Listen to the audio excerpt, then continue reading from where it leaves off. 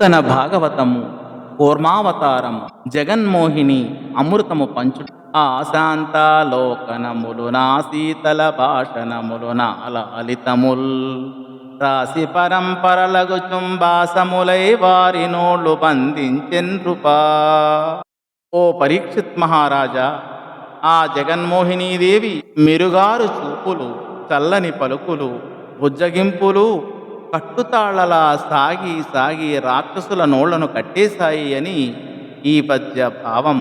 ఈ విధంగా రాక్షసులు అందించిన అమృత కలశాన్ని మాయా సుందరి మోహినీ రూపంలో ఉన్న విష్ణుమూర్తి తన చేతులలోకి తీసుకున్నాడు. చిరునవ్వులు చెందే పలుకులతో నేను పంచిపెట్టిన విధంగా అవును కాదు అనకుండా ఒప్పుకోవాలి అన్నాడు.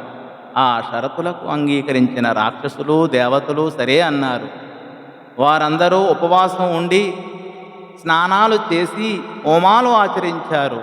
బ్రాహ్మణులకు గోదానాలు, భూదానాలు, హిరణ్యదానాలు మున్నగు దానాలు ఇచ్చి వారి ఆశీర్వచనాలు అందుకున్నారు.